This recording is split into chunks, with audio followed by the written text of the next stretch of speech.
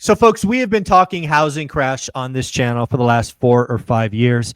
We have debated, we have indicated, we have talked about the accurate call for a transaction crash, which again, we will take credit for. But I actually want to talk about how home prices, and I'll even be more specific, residential median home prices could fall in 2026. I want to talk about what has to happen the remainder of 2025 to set up 2026 to be a negative and potentially very negative year. I know there's lots of people calling for a housing crash in 2025. It is my belief that they A, don't understand price elasticity, B, they don't understand timing and or lag, and they don't understand that we don't have the financial underpinnings of that fast of a crash. So again, 2025 does not seem likely, but if you want to sit here on May 21st and talk about how housing could really crash 5, 8, even 10%, I'm willing to talk about 2026. Let's welcome the three amigos to the show. Matt, you were here first. How you doing? I'm doing super awesome. Happy to be here as always. Absolutely. Well, let's also clean something up. You made a call for 2024 that we could potentially see the median home price fall. I think it was 8% or something. 10%. Yep. Right. Yep. And that didn't happen, right? You owe you a nice shiny dollar. There, I trust I'm gonna get I'm gonna get 100 pennies from you. I know how that's. Oh no, I'm finding a way to get it in some other currency, like Canadian currency, where it's gonna be like literally a Zimbabwe dollars. Zimbabwe coins. Yeah. I expect nothing less from you. I expect nothing less. And Dion, man, how you doing? I'm doing good. I'm excited about this topic because this is the type of video when we make it, we get the most, I want to say, agreeable hatred in the comments. Yeah. I just call it. Yeah, I get so much hate. But again, I want to be very clear because I want to use my words so there's crystal clear. Median home price. Think Zillow, think Redfin. National home price decline. Residential. So I'm not confusing transactions. I'm not talking commercial. I just want everybody to realize, because I've played this game with everybody before and been right. But when I think about 2026, guys, I see a lot of the kindling for a problem, right? Where are we today, right? May 21st. Inventory is up, call it 30% nationally. Some markets more than that. Not everywhere, clearly not everywhere. The Northeast, clearly not there yet, but does seem to be growing. Mm-hmm. We've seen days on market go from, depending on what report you look at, 19 to 40. I think both of those trends continue. So again, what does that mean? That means active inventory, instead of being up 30%, might be up 50, 60, 70% year on year. And days on market might go from 40 to 65, 68 by the end of the year. Sure. That's the first step to a housing crash, in my opinion, is both of those continue to occur. What do you think, Matt? I mean, rates higher for longer so far, right? So far, yeah. My call ended up being wrong. I am a firm believer that had Kamala taken office, I think I would have had a shot. Maybe. I think the market was really scared, and I honestly believe she had a real shot. I believe that she had a real shot to win. And so then, as I was far happier that she lost than I lost my dollar to you. Yeah. I think you're doing okay. But I think that if you look at it, I think you're exactly right. I think it's, rates are higher for longer. Mm-hmm. Inventory continues to grow. Mm-hmm. The spread that the banks have is getting wider and wider. They're not giving back what the Fed's taking away, or what the Fed's giving back. They're not giving that. They're not passing that along. Yeah. So margins that used to be 150 basis points or 275 or 300 or 3.25. Right. I have a loan that's had to be replaced 3 times. 3 times. Yeah. And it was because that institution no longer had the appetite for that type of a loan. Mike, when was the last time that happened? I don't remember. Oh, that's been a while. Yeah. It's been 15 years. Yeah, a while. It's been 15 years. So I think all of those things are right. And I think the other thing that we're really starting to see now too is, more layoffs. More layoffs are going to come. They're going to be bigger. They're going to be more aggressive. And I think those are all that's all part of the cycle. you know, but I think what anyone should always learn is it's not going to happen as fast as you think, Yeah.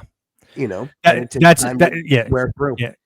Yeah. Again, one of the things that you learn when you study economics and then you study real estate for 30 plus years is it's far slower moving than most people think, right? Most people are, all of these crash bros and doomers, just everybody thinks it's the GFC. And it's like, guys, get your head out of your ass. It's an entirely different box of crayons.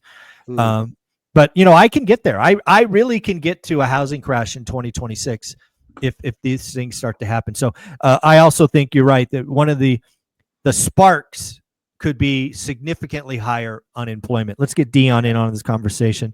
Dion, as you sit here middle of 25 and you look out to 2026, there's lots of things that could go wrong. What are some things you think about?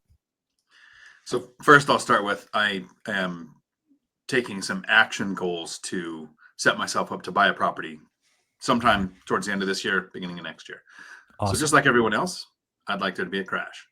Mm-hmm. I think Graham Stephan and Meet Kevin are very smart when it comes to this type of video. They'll make a crash video and then explain why the crash isn't happening. So they get a lot of views because people want the FUD, the fear, uncertainty, and doubt of a crash. But then the data that they put out says it's not going to happen. And so I'll take a mildly contrarian view, if you're okay Go with for that.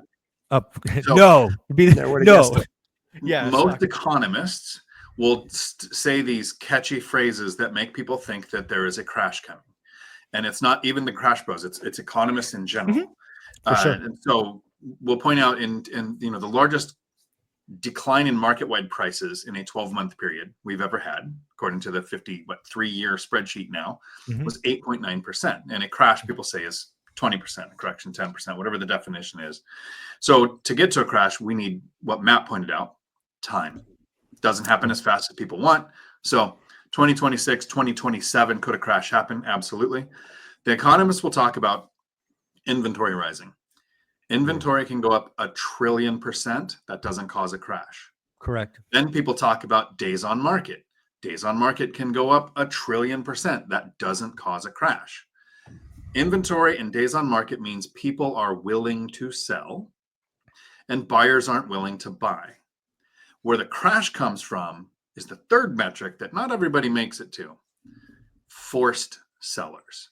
How many people with the inventory on the MLS or for sale that have the days on market racking up have to sell? Because there's a lot of people that put a property out there and going, hey, if I get 800 grand for this, I'd walk away with a ton of money. Oh, they want to pay me 750. Oh, it's not worth it. I don't want to do it. I'll just keep it. It'll be my rental. It'll be my inheritance. It'll be my kids. I'll just live in it.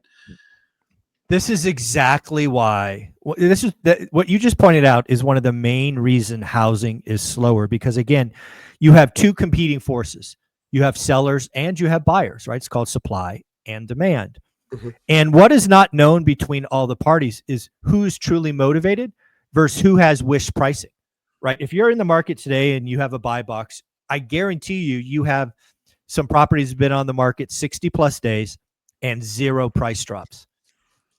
My history says when that happens in a buyer's market, that's wish pricing, right? They're basically saying, to your point, if I get 800, I'm out. If I get anything less than 800, I'm staying. So again, you're absolutely right. This is why 2025 housing crash is unlikely, just because, again, it takes 60 days, 90 days. Then it takes 45 days to close. I want you guys to think about this. If you list your property today on May 21st, and you let it age out 90 days, you're now in August. Then you go through a 45-day close. You could be in October before that sale is recognized. Sure. Mm-hmm. So again, as soon as we get to like August, there's a good chance that those listings that age out don't close till 2026. That's just how this game is played, that these doomers don't understand, is the lag and the timeline and all of this. So you're absolutely right. And that's exactly why I'm willing to sit here today and go, you know what? We could have pain in 2026, but it's going to take a lot of things.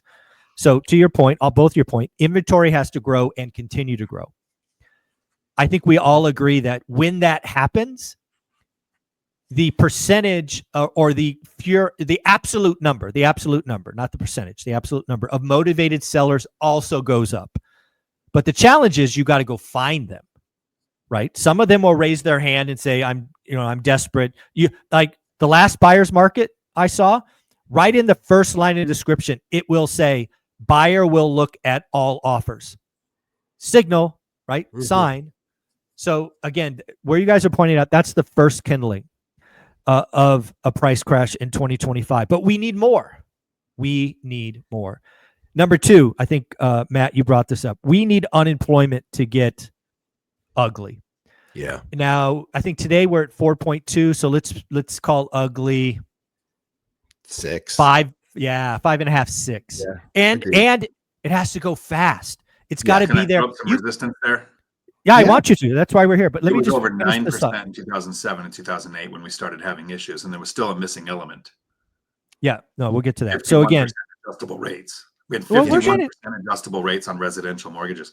So I think unemployment would have to get uglier than we've seen in 20 years because we don't also have the adjustable rates.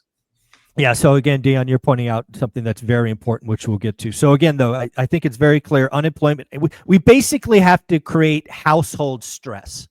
That's what we have to do. Unemployment, and it has to go up, and it has to go up fast. We basically have to scare the bejesus out of people. But again, that's, to Dion's points, not enough. This again is something that the doomers don't understand. Why did the Great Recession get so bad and get so bad quickly? It's because when to your point, 51% of loans reset, your housing cost, economic speak, shelter cost tripled. Mm-hmm. And it was 80% cheaper, 60% cheaper to rent than own this. Today, because of 2, 3, 4% mortgages, people's shelter cost is artificially fixed at low rates that it would be financial suicide to lose it. So Dion is right. It has to get bad, and it has to get bad for a long time. We've got to go from 4.2 to 5 to 6 to 6.5, and it just has to get worse and worse and worse. And time is the next leg. Dion, you want to riff on that some more? I think there's the missing thing here is legislation. There's some changes that can happen in the legislation that can drastically impact it.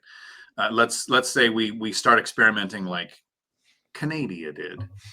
They said no foreign investors for 2 years. Now they've renewed that every 2 years for 6 years now. So every 2 years we keep hearing there's this new thing in Canada where no foreign investors can invest. Well, what would happen to our housing market and our real estate, so even commercial, if new law came out and said, because we've already got, I forget if it's called the FIRPTA tax or whatever. If you go to sell a property as a foreigner, you pay 15% of gross of the sale, not of net. Yep. And Gross. so that makes selling not as attractive. But owning, storing your cash in it, investing here, something like that. We could see nationwide rent control. I mean, there could be, and we're talking a drastic swing in legislation. I don't think our current legislation, our current administration is on that track.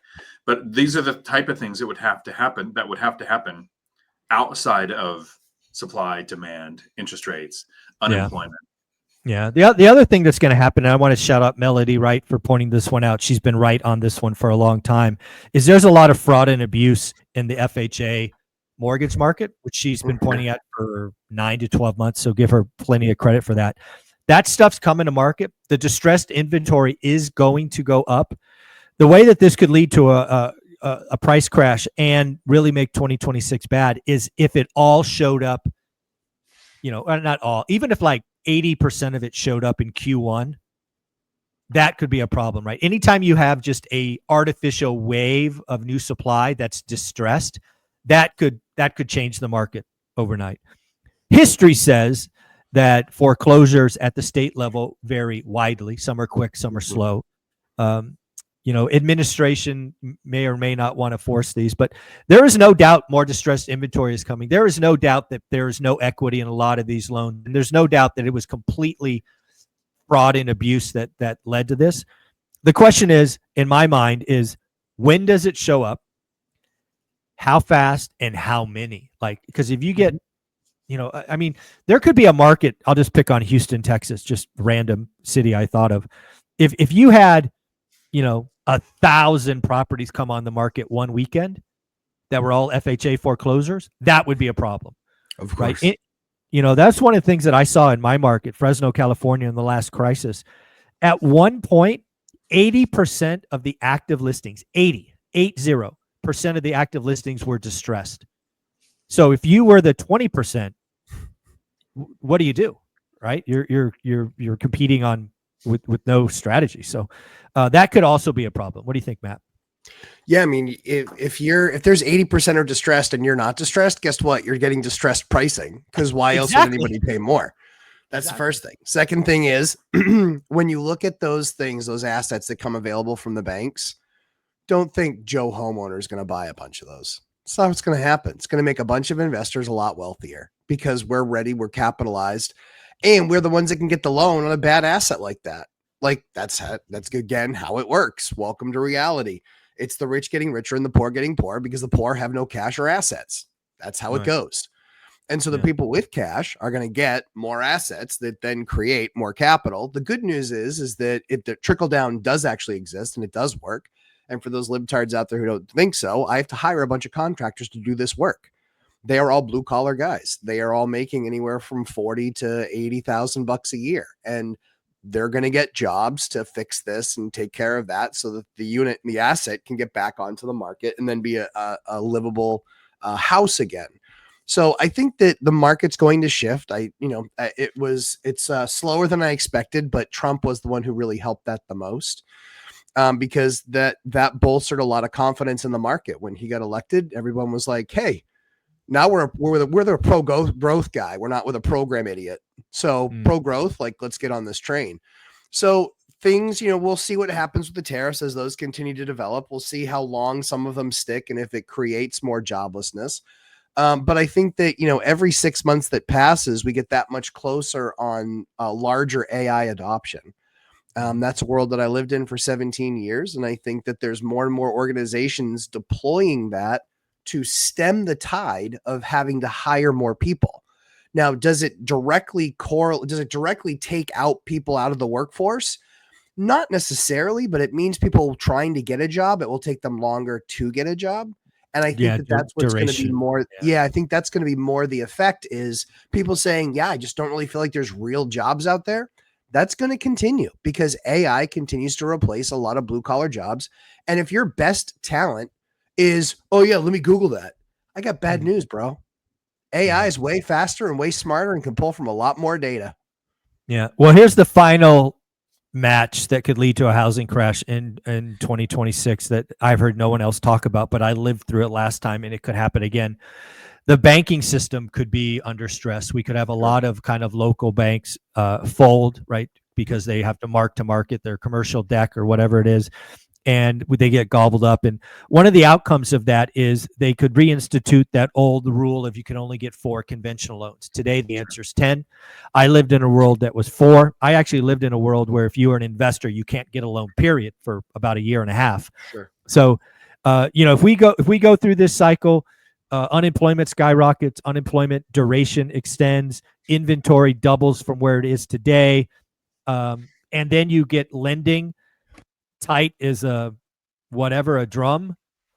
That all can lead to a price crash. Because again, if all that happens, and Matt, this, the investors are the answer. But if we got to pay 10%, we just fundamentally can't do as well at 7%, right? We're just a numbers oriented group. So I think lending, if lending gets tighter for whatever reason, fraud and abuse, banking collapse, whatever, that could be the final nail in the coffin for home prices in 2026. Dion? So 2 things. The first one is something that could actually help with the unaffordability of housing, right? Which is basically it's too expensive where people want to live. Yep. There's cheap houses all over. It's just not where everybody wants to live. It's the silver tsunami finding a legislative solution. I think if somebody in banking or the government that sets banking policy came out and said, hey, if you're over 65 and you have an interest rate under 4%, here's a loan product where you can downsize your house, buy another house, and under these specific circumstances, you're of this age, you own a house, you can buy a new one at the same interest rate. You would have loan. It's called loan portability. But yes, yeah, portability, but based on age, based on the retiring boomers. you're gonna. Because right now I'm they're fine. trapped in their 4-bedroom house that they raise the Yeah. kids in, that they normally would sell into a downsize, easier to clean, no stairs, less money, opening up a house for that person that wants to grow a family. Yep. So that's the missing element there. But the I second like thing is, let's say the crash happens. And I'll just use like a logic chain from Pascal here, if you guys have ever written, if you're old enough to remember coding that far ago. But if then statements. Yep. If the crash, then what? Well, first step, you talked about lending going away could cause the crash, but if there is a crash, lending does go away. The lenders in 10, 11, 12, or said, why would we lend on an asset that's losing value? We would owe money. You would owe us money on something you could walk away from if it went down. So lending goes away. Second, you'll hear these two phrases over and over and over from all the people who right now are saying, if there was a crash, I'd go buy everything. One, they would go, I don't want to catch a falling knife. I want to wait for the bottom. And then for the people who felt that there was a bottom, they would start saying, oh, it's going to be a double dip crash. We've lived through that before. Those exact same words, lending disappeared. People said, I don't want to catch a falling knife. And then a double dip stream from 2009 to 11, all the way down to the bottom of 11. The people wishing for a crash won't buy. Oh no, there's no question. The people that have been waiting for a crash will absolutely not. And I say that with certainty because I've seen it time and time again. I've been doing this 25 years, but I know one thing: the three of us would buy a lot of stuff. There's no question there. There's a good chance if this crash happens in 26, I'll double my portfolio. So it's fine with me, right? It was funny. I was on a live stream with three guys. They called the deal champs, Strat, Dean, and Jason. And they asked me, Zuber, do you got one more good run in you? Because again, I'm 20 years older than these guys, right? They're still hustling and building portfolios and all that stuff. I'm like, if it happens in the next couple of years, you bet your ass I got one more good run in me. But all this stuff's got to be done by the time I'm 60. So that's 60 is a hell of a lot closer than I want to admit. But yeah, I got one more good run in me. Guys, let's wrap this up. Dion, we'll go to you first. Housing crash 2026, certainly possible. Lots of things need to happen between now and then. Closing thoughts. Well, like you said, if it happens, I'll probably add some things to my portfolio. So I kind of hope it happens to do that, but I actually hope it doesn't because I don't want a bigger portfolio. I don't want more properties. And you can find me here on YouTube saying conflicting things like that. Dion Talk Financial Freedom every Tuesday at 4 p.m. Pacific. I do videos that tend to irritate people, like last night's where I talked about how people's dating expectations have messed up their investing in real estate. I love how you tie these things together. Matt, again, I'm going to give you some closing thoughts, but let's really highlight an event coming up. I think it's in early May, or no, June, where you're going to be taking on 8 folks, 8-on-1. I'm not sure how that's fair, but I know you will crush it. I don't know how it's fair for them. Raging Tomato. Sarah is the host. She's absolutely amazing. But the Raging Tomato, I did a small little guest spot on there. It was pure fireworks. It allows me to exercise the words that a gladiator in the arena would use. So it is not for the faint at heart. It is on late at night. There is a lot of cursing. Because it's not about civil discourse, because it's hard to argue with idiots. But yeah, let me just amazing event. And I told Zub not to watch it, and I would understand his lack of support because it will stress him out. If he watches that, he'd be like trying to close out the comments on such a pace, he'd probably break his finger. It's awful. I can't fix stupid. It just frustrates. I'm not going. I can't fix stupid. Well, I'm more than happy to meet them in the arena and have a word battle because there I'm you go. A real battle if they really want to. But yeah, June 5th, the Raging Tomato. Check it out there. It's Sarah, the host, is spectacular. And there will be lots of fighting and the serving of libtard tears for drinks. Man, you're amazing. Thank you for doing that. I'm really glad to know that there's a guy in my world that is willing and actually enjoys that kind of confrontation, education, beating. It's wonderful. Thank you, buddy. Thanks, Mike.